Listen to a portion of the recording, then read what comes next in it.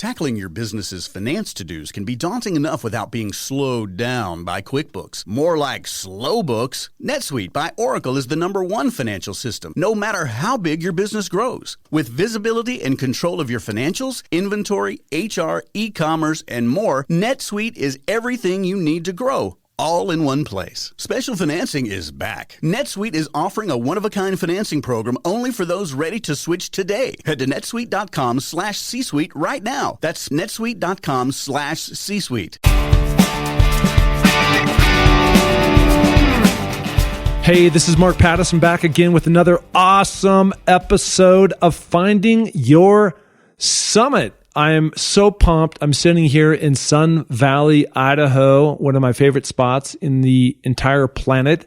And I interviewed Ed Viesturs. And Ed is a guy who I've climbed with years ago, but he's the only American to have climbed all 14 8-meter peaks. That's peaks that are over 26,000 feet. And get this, he did so without any oxygen. Can you imagine that? Everybody that climbs to Everest has tanks on their back. They've got the big face mask. That's certainly what I will have when I climb up that mountain. But he's done it. Just his own will, power, and strength that gets him up and down these mountains. Obviously, he's got a very strong lung capacity. But I just had such a blast talking with Ed. We go back, we talk about his earlier days, cutting his teeth with great mentors like Lou Whitaker on Mount Rainier, really teaching him the ropes on how to climb safely. And then we get into when he was filming the IMAX piece, which unfortunately coincided with the same time that the whole Into Thin Air, the Everest tragedy happened in 1996. It actually turned into a rescue mission for him. He tried to go up and get Rob Hall and Scott Fisher, two of his buddies, who ultimately did not make it. And it's a very emotional moment of talking about when that actually happened. And then they did decide to press on a couple weeks later to finish the IMAX piece. And those guys are still sitting up there. So to actually pass your buddies and have that moment, it's pretty emotional. So we talk about it. We talked about his choices, about no shortcuts to the top, about why he's still standing, and where he's at today. So Ed is a phenomenal guy and full of inspiration, and he really has life in the right frame mindset of how to go about it. And he shares that with many corporations throughout America. So we'll get to Ed in just a second. But as always, if anybody wants to find out about my journey, it's at markpattisonnfl.com. That's where you can find the podcast and other climbs that I'm doing. And as always, please go out there and rate and review on iTunes. It really does help. And if anybody out there has any questions, comments, please reach out to me. Send me an email. You can find that on my website, and I will always answer. And if you have any recommendations on people who'd make phenomenal guests, I'd love to hear. Okay? So on that note, let's talk to Ed. Here we go. Hey, this is Mark Pattison back again with another awesome episode of Finding Your Summit. And this week brings me to Sun Valley, Idaho. And I'm so stoked to have a guy that I've admired for a long time. And his name is Ed Viesturs. Ed, how you doing? I'm doing great. I want to start off with a story about you and Jim Mora, and Todd Lewicki, who at the time was the CEO and president of the Seattle Seahawks. And this might have been about 8 years ago. And there was a charity climb that you guys were doing, but prior to that charity climb, we were going to go to Mount Rainier and climb up to Mount Rainier, which is about a 5,000-foot gain, right, from Paradise up to Muir. Right, yep. And we just had a fantastic time. We picked you up about 20 miles outside of an actual parking lot in Paradise called Longmire. And it was interesting because you wanted to hear about NFL stories, and all we wanted to hear about climbing stories. And so we were kind of grilling you at the time. Yeah. And it was a lot of fun. And Jim and I, we like to climb. We've climbed a lot together. And so we were really excited that we were in your presence. And so I want to give you a lot of credit for where I'm at today in a story that you don't know, which is we all set off together at 5,000 feet, and we were more or less all hanging until about 8,000. And then at that point, we're in the pretty steep snowfields, and you and I just took off. Mm-hmm. And I kept up with you, and you've always been known for this amazing lung capacity, which we'll get into here in a few minutes. But I felt like I was keeping more or less stride to stride. We were chit-chatting. I wasn't breathing hard. And it was at that point, one of the points, where I started to have this idea about climbing these crazy mountains all over the world. And not that I can hang and do the type of things that you do, but it just gave me kind of a sense of confidence that this might be something that I could do. Mm-hmm. So thank you. Oh, you're welcome. Yeah, I'm glad I was part of that inspiration. Well, we all take inspiration from different people. Mm-hmm. And a guy who I interviewed last week was Steve Largent. And you probably know Steve, Yep.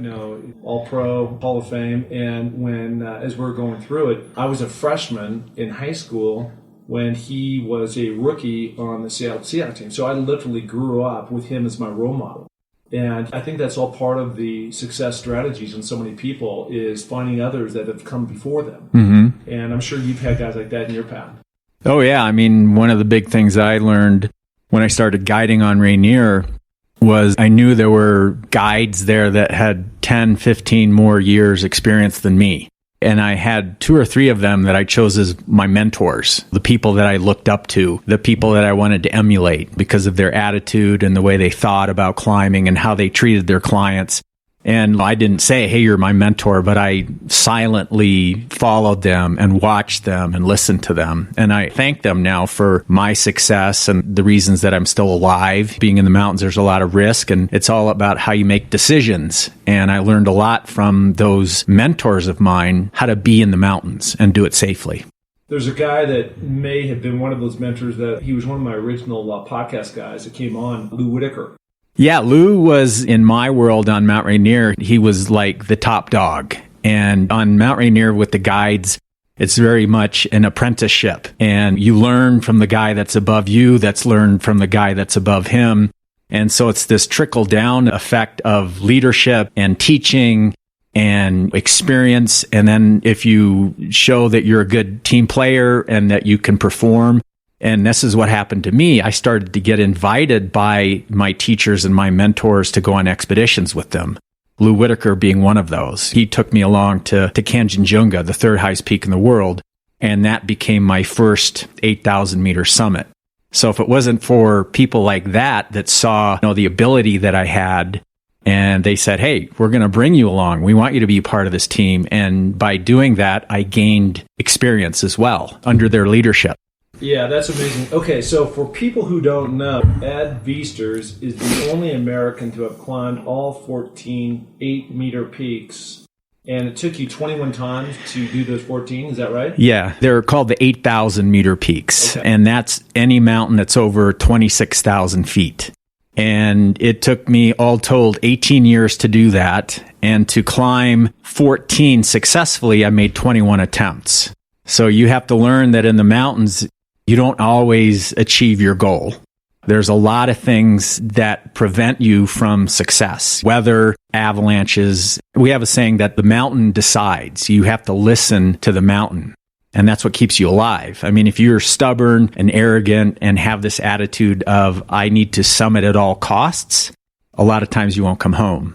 It has to be a round trip. So there's a lot of times when you have to temper your ambition. You're motivated, you've trained, you've been working your way up the mountain for sometimes 3 months.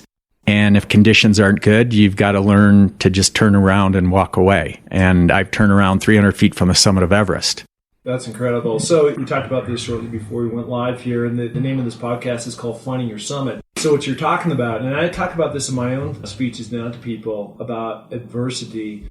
And this last May, I was on Denali, and it was minus 60 at the top. And at that 14,000 foot camp, I can't remember if that's camp 3 or 4, but we hung out there for a week, and it's minus 25 just there. And we knew that if we went on top, and there's this lenticular cloud just sitting like the Wicked Witch of the West, up there, and we knew that if we went up, you're talking about risking life and limb, fingers and toes. And so we weren't willing to do that. And in a sense, there was an adversity around that because every guy is carrying 126 pounds just to get in that position. Right. Before you go up that steep wall, right? To get to the top. And we couldn't do that. And for you, this has happened many times. You've had to make that hard decision.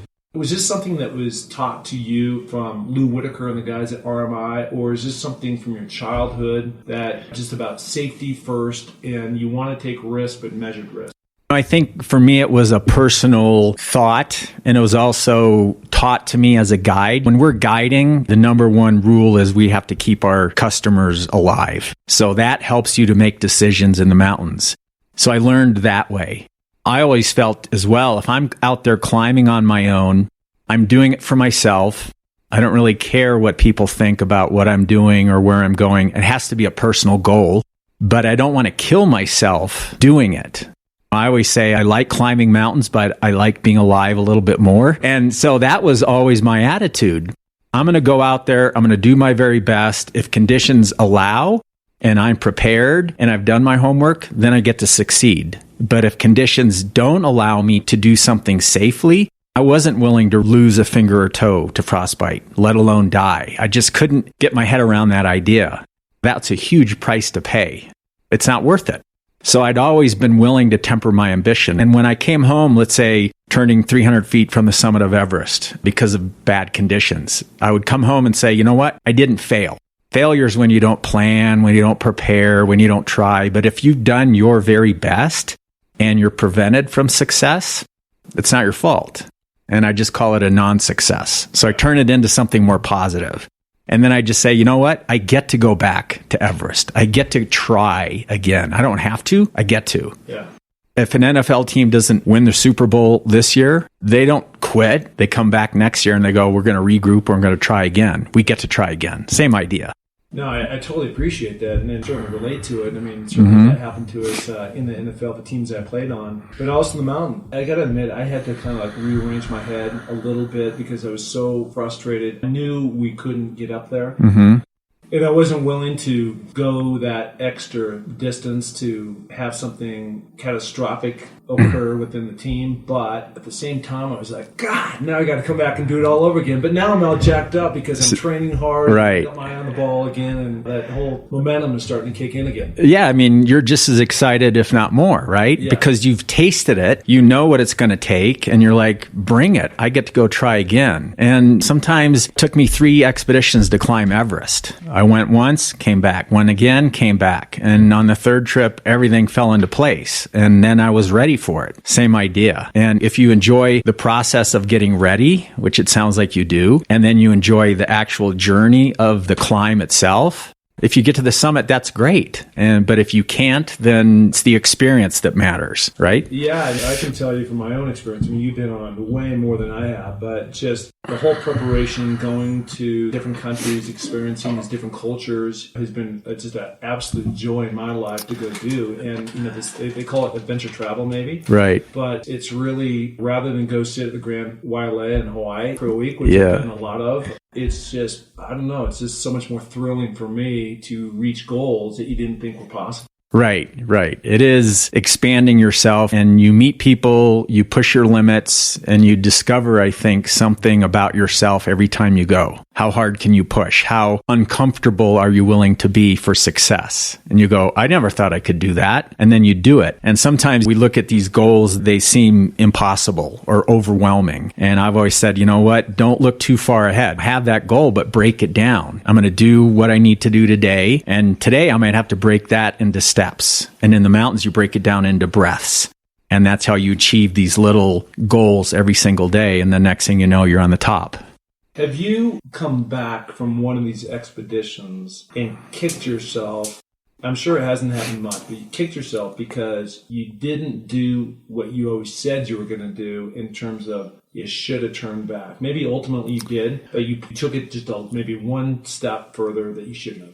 I did, and that was on the mountain we call K2. Oh. It's the mountain in Pakistan. I'm scared of that mountain. Yeah. I'll never do that. I mean, that's just scared of much, but I'm fearful of that mountain. Yeah, it is. We think it's the hardest 8,000-meter peak to climb.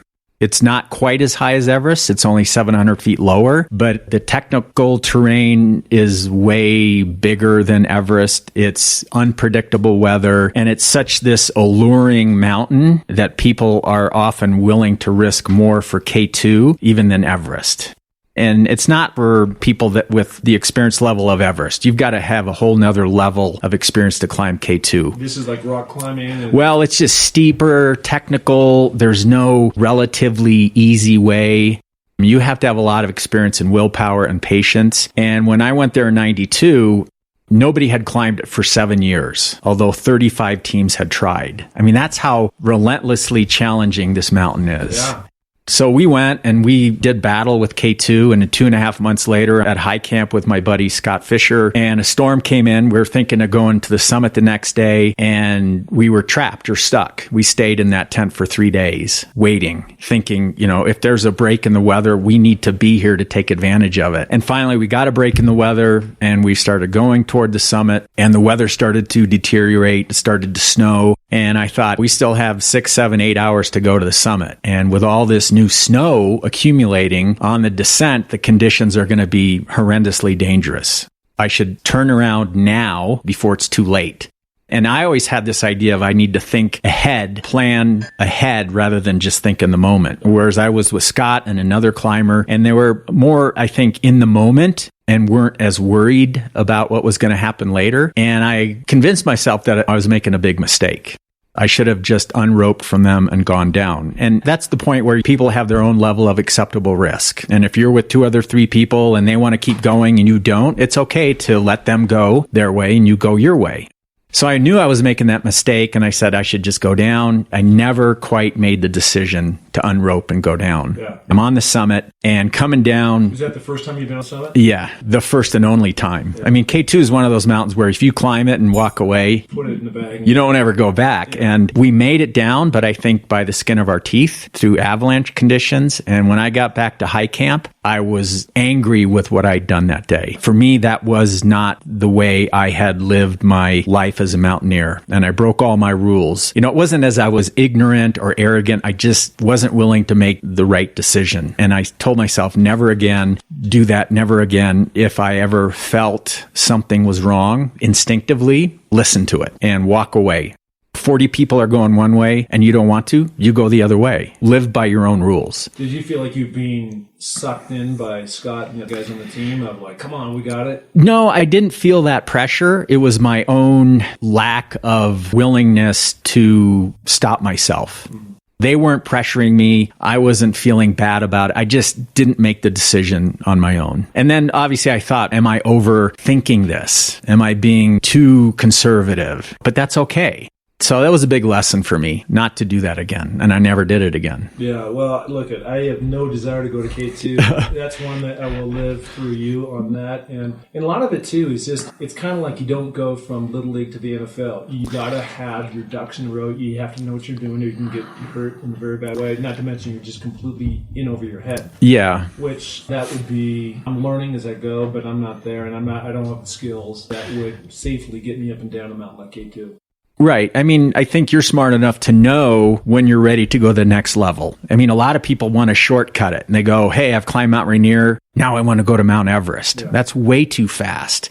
And they think with the right people around them and the right guides and the right support staff, they can be nurtured to the summit. And in some cases you can, but I'd rather have the experience to know when I'm making a mistake and how to take care of myself. And so I was very careful about taking my time, slowly climbing higher mountains, slowly gaining more experience. And then I knew when I was ready to go to the next level. And by the time I went to K2, I'd gone on 3 or 4 Everest expeditions. I'd climbed Kanchenjunga. I felt ready to try K2. And that's what I told people. I'm going to go try K2. I'm not going to climb it, but I will do my best to try to climb it. So with that attitude, I think you open yourself out to more possibilities. And if it doesn't work out, you're okay with it. You go back and try again. But you've learned from what you just did. How many people have actually climbed K2? Not that many. I mean, it's a short list, right? Yeah. I mean, to date, there's, I think, 5,000 people that have climbed Everest and maybe 200. And when we climbed K2, I think we were 60 or 70th, something like that. So it's a smaller group of people that go to K2 and an even smaller group that succeed on K2. And were you wearing oxygen? Nope. I did all of my ascents by my own personal rule without oxygen. So I've looked at you, and I'm trying to figure out somewhere, because I've got a fairly high lung capacity. I don't know where I fall on the measuring stick. All that, for me, has to do with, as a wide receiver, of all the conditioning, and I would just go and go and go until when other people are falling down, I just still managed through breathing and things like that to just not be fatigued. And I don't mean this comparison in the wrong way, because I have respect for this other individual despite what he did to get there. But I think it was all relative to his sport, which is Lance Armstrong. Mm-hmm. Lance, I think, also has very high lung capacity to push himself to levels that most people can't go without tremendous fatigue. And for you to climb all these different mountains with no oxygen is insane, incredible, amazing. And what do you think it is with your chemistry that allows you to do that? Well, there's a few ingredients, I think. The first was that I made the commitment to saying, I will only attempt to climb these mountains without supplemental oxygen. And if you kind of leave yourself open to say, well, I'm going to try, and if it gets too hard, then maybe I'll use oxygen, that's an easy out. And I said, there's no way. If I can't climb Everest, if I can't climb K2 without oxygen, I will never climb these mountains. So I kind of set myself up for that mentally. And then physically, I knew I had to train myself very hard. Endurance and strength and running and lifting and biking so that my body was capable of doing that. And then the third part is the lucky part, which is the genetics, which I didn't know I had. And I was tested a few years into my career. They said, hey, let's see, how are you able to do this? And I do have a high lung volume. I have a high VO2 max. I have a high anaerobic threshold, meaning that I can keep plowing along when other people are already going anaerobic. I'm still aerobic. And that was just by luck. I picked the right sport. And 1 out of a million people pick the right sport, and they're a little bit better than the rest. Why? But it's not just one thing. It's several things. And you know this as well. You trained physically, but you also had the physiological gift that let you perform longer and better than others, right? And that just kind of happens. Yeah, no, I was reading somewhere about you that you did I think it was you and Brashears did some kind of a stress test, mental, on Everest to test altitude, how you perform and function. And I wanted to ask you, like, what kind of tests these things were? Well, they were basically mental acuity tests. Memorization, we'd have to read something, memorize it, then repeat it. And it was more of trying to see how you do mentally at each different elevation gain on Everest. And to me, you could kind of predict that you're going to do worse and worse and worse the higher you go, simply because of the lack of oxygen. Sure. We had people on the climb that were using oxygen as well. And the big part for me with test taking is even at sea level, if you're well rested and you take a test versus being exhausted and you take the test, you're going to do worse when you're exhausted. Even people that climb Everest with oxygen that have all those benefits of stronger, faster, warmer by using oxygen, if you're exhausted on the summit, you're going to do worse taking a test than somebody that's highly trained that just climbed without oxygen. It was just kind of a contrived, in my view, scientific thing that we were just kind of showing, we know what's going to happen, and here's the proof. It's still interesting, though. It was interesting. Yeah, it was interesting. And it was fun. We did it for Nova. And it was a cool trip to go to Everest again with Brashears, who I'd been with the year before. So it was a fun scientific documentary we made. Yeah, so you guys did one of the highest grossing films of all time, the IMAX film of Everest. Yes. And correct me if I'm wrong, but this is where the whole In the Thin Air tragedy kind of took place. At the time, obviously, nobody knew what was going on, but your buddy Scott Fisher, Rob Hall, they were leading different expeditions up the mountain. You guys had your own thing going on, carrying these gigantic cameras, going to the top. And so how did you become involved in that whole rescue? I mean, how did that all play out? When you go to Everest, especially base camp, it becomes this community, this village of climbers. And I believe 96, there might have been 15 teams there. Two of the larger teams were the commercial expeditions run by Scott Fisher and Rob Hall, who were friends of mine. So we could see each other operating. You're going down, they're going up, and you kind of share information. And toward the end of the expedition, when everybody's trying to pick their summit dates, Rob and Scott and the Taiwanese expedition decided to go to the summit together on May 10th, which you feel safety in numbers, right? I'd rather go with a bunch of people. But high on Everest, I'd rather be with a smaller team. You're faster, you can more control. And we heard about this, and we as a team decided, well, why don't we go a day before? Let's go on May 9th. So we were actually a day ahead of these guys. As they were going up, we're going up. But on the morning of May 8th, David and I, we looked out the tent door and we thought the weather wasn't yet perfect enough. That window of climbing weather for the summit, we felt had not yet arrived. Did you have the technology at that time to forecast bad weather coming in like they do now? It wasn't as good. It was even more archaic. And a lot of times in the mountains, you use that as an information tool, but basically you just got to stick your nose out the door and look at your barometer and what's the wind doing and make a guess. And we just felt that the traditional calm, perfect weather had not yet arrived. It was still kind of funky. And it was more, if anything, instinctive as well. And David and I said, let's go down. Let's wait for something better. It doesn't have to happen today. So we weren't giving up. We were just kind of pulling back and waiting. And as we went down, we passed our friends. They were going on their way up. And they looked at us and we looked at them and they're like, why are you guys going down? And we couldn't really explain why.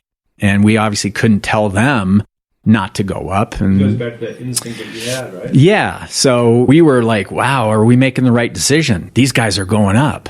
3 teams are still going up and we're going down. And you're like, then you start to doubt yourself. Once you make your team decision, you just got to stick with it, right? Don't get pulled along. And little did we know what was going to happen. They started at the right time on May 10th. They started early enough. But a few things happened. It wasn't one major decision that day. It was a whole bunch of little things. They climbed too slowly. They had bottlenecks. They missed their turnaround time. And when the turnaround time on Everest, especially when you use oxygen, means you've gone beyond the amount of oxygen that you have to climb up. And if you climb longer than that, you're going to start using the oxygen supply that you need for the way down. And it's not just going to show up somewhere. You have a limited supply. So they climbed beyond that. I think people were getting more and more exhausted. And on a good day, they probably could have gotten away with it, but they got caught high in the mountain. The storm blew in and you're already over that edge a little bit. And then that storm pushed them way over the edge. And 5 people died on that side of the mountain, trapped high in the mountain. 2 of them were my friends, Rob Hall, Scott Fisher. We saw this, heard all this developing. We were down below. We were on the radio. And then we just said, you know what, we need to go up and help people down. We quit filming. Our expedition didn't matter at that point. You got to save people's lives. And the sad reality is at that high of an altitude, you physically have to climb to people to bring them down. Can't fly a helicopter that high. There's no other means of rescue. And if you can't reach people fast enough, they die of exposure and hypoxia. So how many guys did you actually help down? We had supplies of oxygen at Camp 4, which we gave away. We said, go into our tent, use what you need. So I don't know how many people that helped, but David and I physically helped Beck Weathers down off the mountain. He's the physician, lost his fingers, his nose. Yeah. And by the time we got to him, he was snowblind, his hands were frozen, and we then helped him down the Lhotse face. I remember there was a fixed rope, and I had one arm wrapped around the fixed rope. The other hand I was holding on to Beck's harness from behind because he couldn't hold the rope. And then David in front would actually help Beck place his feet into the slope because Beck couldn't see where his feet were. And over the next 2 days, we then helped Beck down off the mountain. How steep is that? It's up to 45 degrees. It's steep. It's icy. And even being able to see and hold onto the rope, it's a challenge, let alone being blind. Incredible. Well, actually, a guy, he was not on that rope team, but we talked to him, Dick Bass. I was fortunate to meet Ken Bass, Snowbird, many years ago. It was at a charity thing, Steve Young. And he came and sat down at our table and he was talking to us. And, actually tears are coming down his face talking about that tragedy. Yeah. He'd been up and down. He was the first guy to kind of pave this whole Seven Summit thing. And just read the book and just incredible, a combination of a lot of things. Some probably could have been avoided, some that couldn't. And one of the things I've always wondered, Rob Hall and Scott Fisher were your friends, right? And do you think there was any way that he could have made it down? Because I know I can't remember which one, but they're sitting up top talking to his wife that passed him through, and she's trying to get him to go down, and he's just not moving. Well, what happened was I spoke to Rob at length on the radio as well. After he and his client, Doug Hansen, finally, they couldn't move anymore. It was way too late at night. The storm was raging. And Doug, I think, simply just couldn't move anymore. And we didn't know through the night what was happening. And we're all on the radio. And then the next morning, it was very early, 4:30 or 5. Rob crackles onto the radio and he said, "I'm stuck up here. When is somebody coming up to help me?" And we're like, yeah, we have people trying to work their way up to him. The storm continued. And he was at a place where after you descend from the summit of Everest, you then are in a saddle and you need to go up over what's called the South Summit. Okay. So he was at the base of that, meaning that if he was trying to help himself, he would have to climb up and over the South Summit even before it could start going down. And we then asked him, "Where's Doug?" And the only thing he said was, "Doug's gone." So the mystery is, did Doug fall? Is Doug dead? Doug's gone. That could mean a lot of different things. And I kept trying to tell Rob, I knew him very well, and I said, "Listen, some guys are working their way up to get you, or try, but can you please help them by helping yourself? Can you try to get yourself up and over the South Summit?" And I did everything I could to cheerlead him, to yell at him. I told him some jokes. I got him to laugh. And then we said, "Rob, just start working your way up and don't talk. Save your radio batteries." And a few hours later, I checked in. I said, "How's it going, Rob?" And he said, "I haven't moved. I can't. My hands are frozen. My feet are frozen. I'm fucked," basically is what he said. At that point, we kind of knew that he could not help himself. And then David and I started climbing up to help others. And at some point during that day, we heard that the Sherpa that were trying to go up to get Rob had to turn around as well because of the storm that had continued. And I remember David stopped and looked around and said, "Ed, I think it's time to say goodbye to Rob.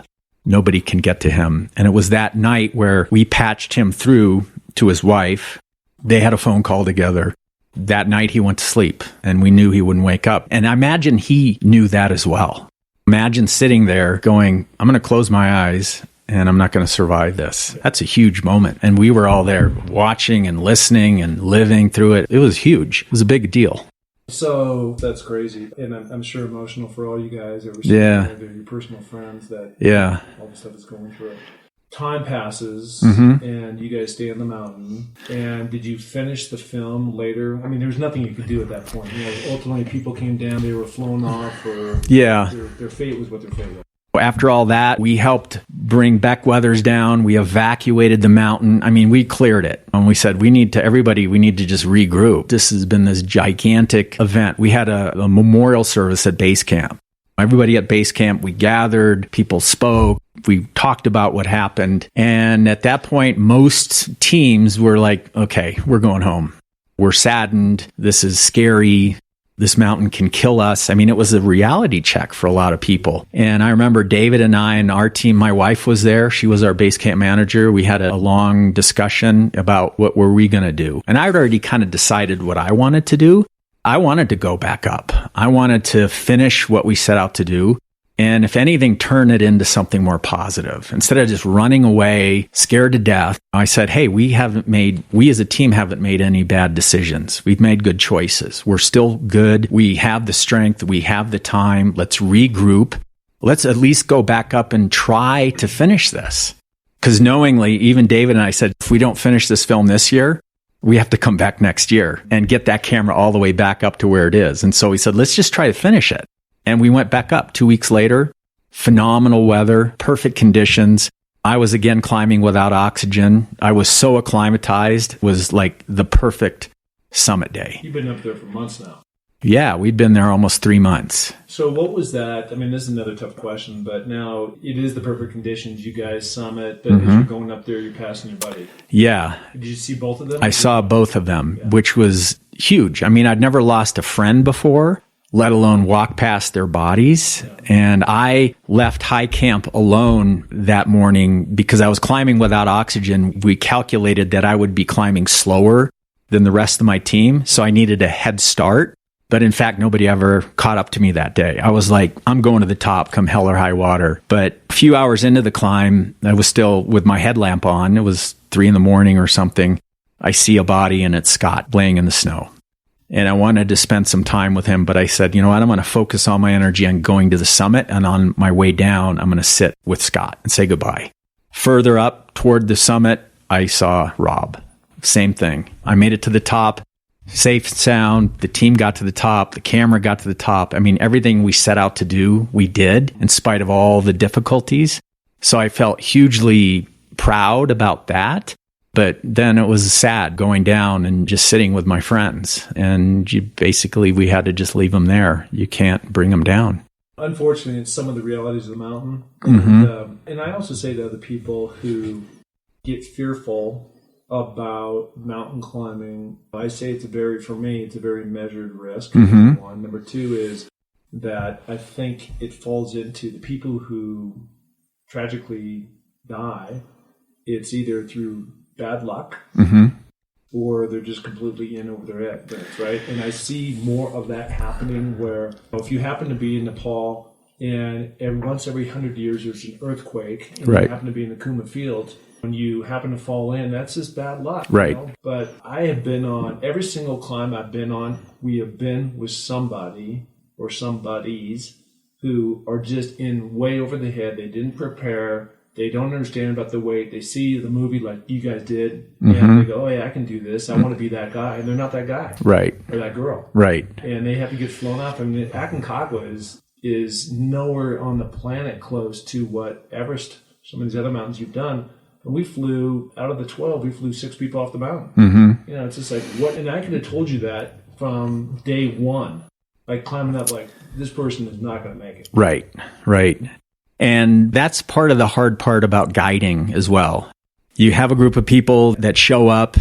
You may know them from previous climbs, or they may have just signed up with a resume, which could be true, which could be not true. And then you get to the base of the mountain and you've got to create a team, right, out of a group of individuals.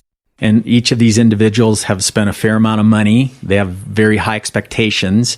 And all that pressure is then on the guide, right? This financial investment, the expectation of success. And, you know, you start with a group of 6 or 12 people.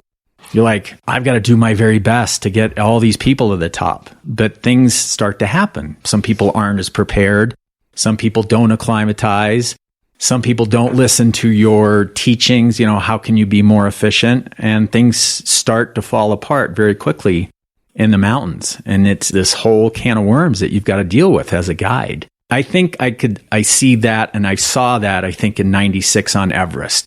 The financial investment on the client's part is huge. You know, they're each paying $50,000. So you add that, multiply that by 6, and you look at a guide like Rob or Scott, and they go, wow, does that trickle into how they make their decisions? And I think it probably does. Yeah. Whereas I've always felt I've got to blind myself from that investment. Whether I'm guiding somebody on Rainier or Mount Everest, my rules have to be the same. Doesn't matter how much somebody's paid me. My job is to make smart decisions and keep them alive.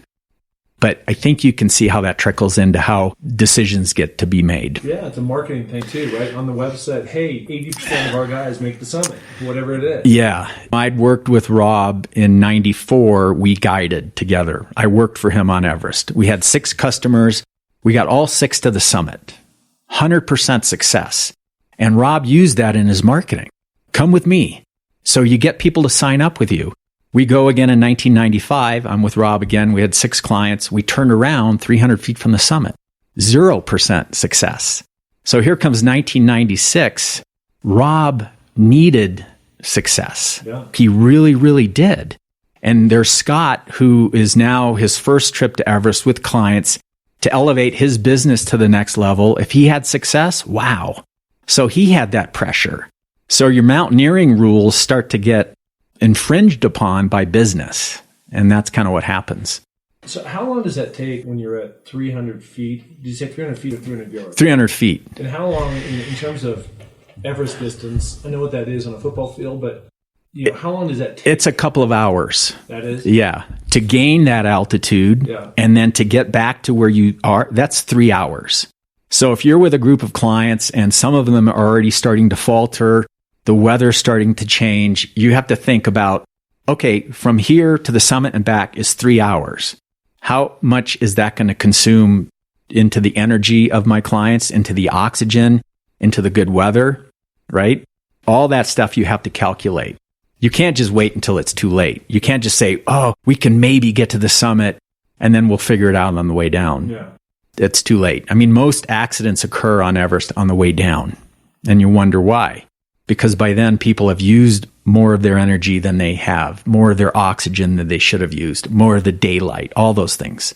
You're fried, and you're barely hanging in there, and then you throw a storm into the mix, and then the house of cards falls apart. Yeah. That's what I call it, this house of cards that you're slowly building. And if it gets too tall and too teetery, it just takes one little thing to push it over, and it collapses. Yeah, no, that's a great metaphor. So, on to the happier things with the movie. So, it does go on to become one of the biggest movies of all time in terms of an IMAX film. Correct, yeah, right. And did you guys go on the world tour circuit and promote it and do all those things? We did. We were asked afterward to help go to openings. And so David went to some cities. I went to some cities. Araceli, she was from Spain, so she did the European thing. We were asked to, and we got paid to go to the promotional opening. So we would open the show, we would talk about our experiences, and then they would show the film, and then we would do Q&A. And it was a big thing because, I mean, Into Thin Air had been published. And I think a big part of why people came to this film is they wanted to see, are there more answers to my questions if I go to this movie? Why did all this happen? What happened? All those things. Yeah, you and I are both Seattle guys, Mm-hmm. and, fellow Huskies too. Yes. And I saw it down at the Seattle Center. They have an IMAX theater down there. I can't remember the name of the theater, but it was fantastic. Yeah, at the Pacific Science Center. Yeah. And they had just built that facility, and we did the grand openings for the facility with the film. So it was a huge, I mean, I basically lived there for 2 weeks. Every night there was an opening. Every afternoon there was some sort of function. And I was coming and going and coming and going. And I kind of did all of those. Yeah. So now, do you still have a role with Eddie Bauer? I do. And yes. Tell me about that. It was 8, 9, 10 a year. It was 2006. I was invited to come on board to work at Eddie Bauer with a group of other guides to help design a new product line they were launching called First Ascent. Mm-hmm. So it was a higher level, more technical line of clothing, packs, sleeping bags, and tents. And they were very innovative in thinking, we're going to bring on a group of people that live in this stuff, use this equipment to help the designers actually make something that's really great and usable.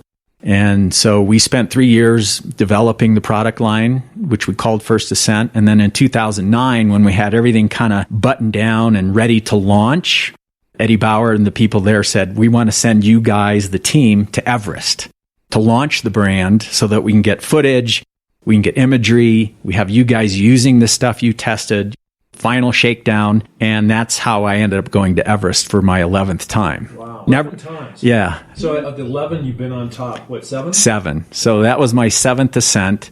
And I kind of thought long and hard, do I really want to go back to Everest again for the 11th time? I thought I would never go again, but I kind of justified it. I thought I get to help launch this brand of equipment that I helped develop, and I could say goodbye to Everest. I would know in my heart that that was my last climb of Everest. So I would... I don't think so. I think so. No, it's you and I that... Well, never say never, but at least if it doesn't happen again, I had like a final visit, and I could say goodbye to this mountain that I'd been to 11 times.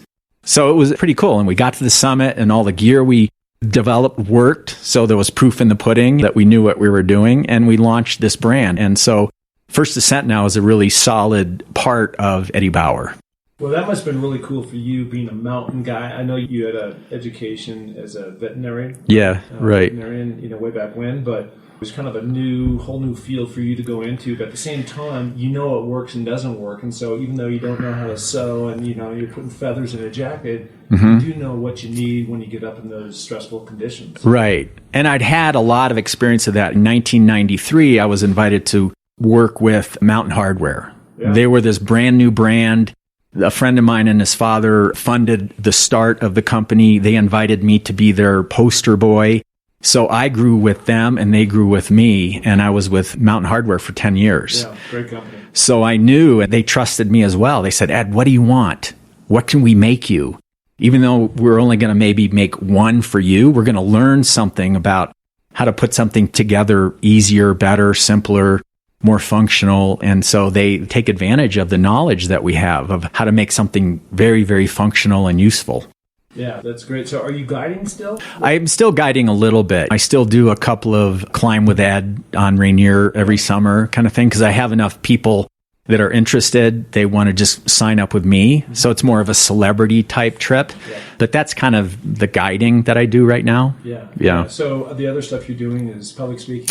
Yeah, I do a lot of corporate events, motivational speaking events. And it's kind of interesting now that the business world is looking at mountains as a really great metaphor. Yeah.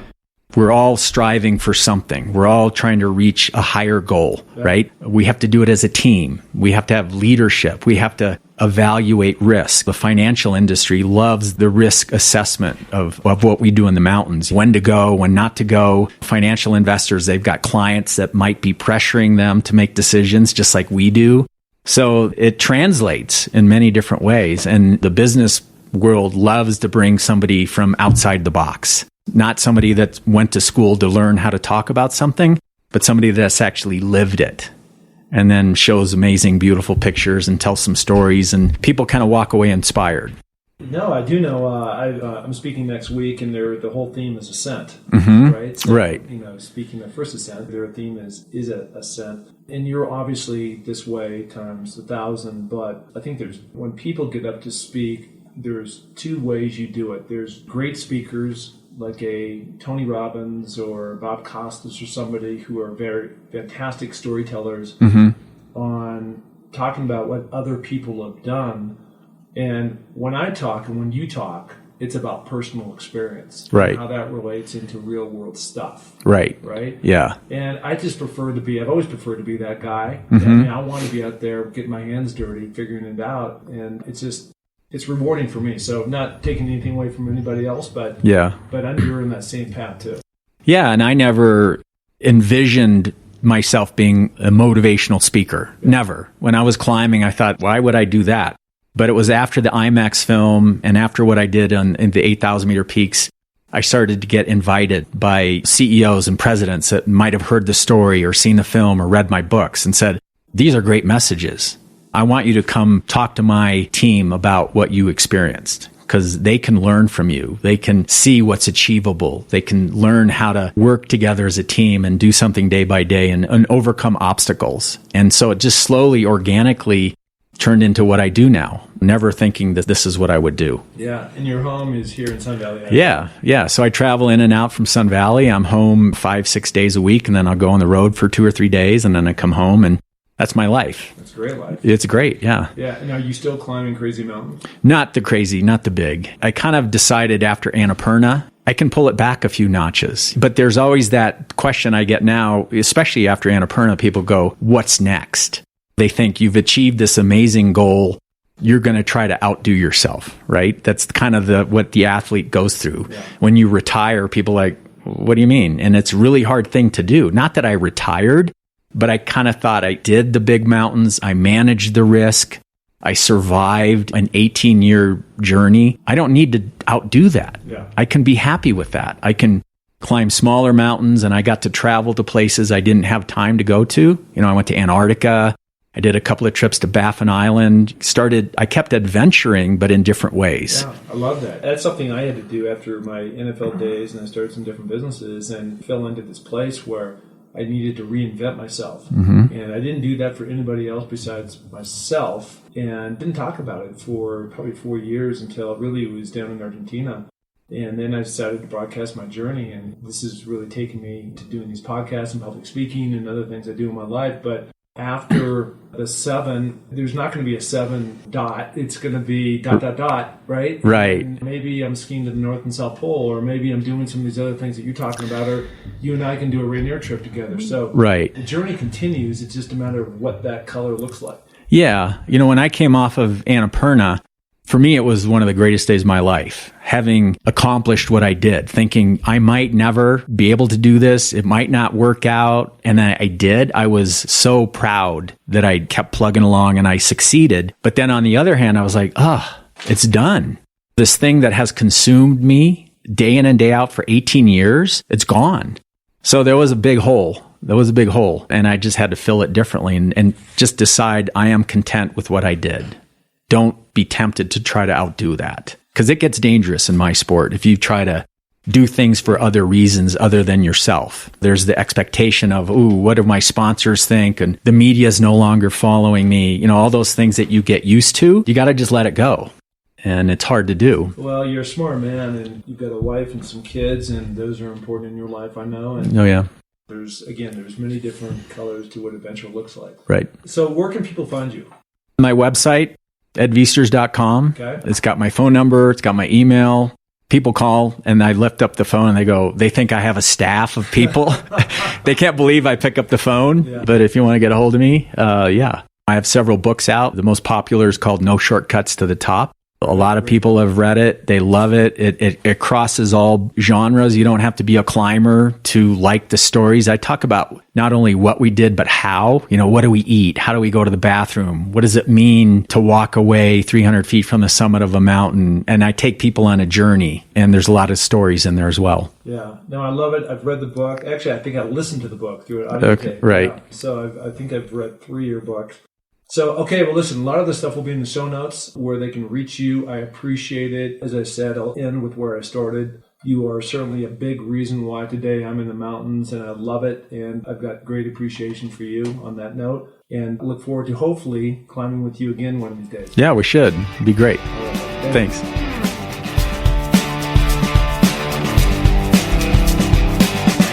Hey, and thank you so much for listening to the Find Your Summit podcast. We are so glad to have you along for this journey. And if you enjoy the show, please tell a friend, share it on iTunes, spread it to the planet. We're looking to broadcast this to every person that is out there because, as you know, everybody has their own summit that they're going after. If you're looking to follow my journey, you can find that through my social links on markpattisonnfl.com. That's Mark, M-A-R-K, Pattison, P-A-T-T-I-S-O-N, NFL.com. So, until the next podcast, just remember, clear eyes, full hearts, and remember, it takes a little more to make a champion, so make it happen. Thank you. Bye.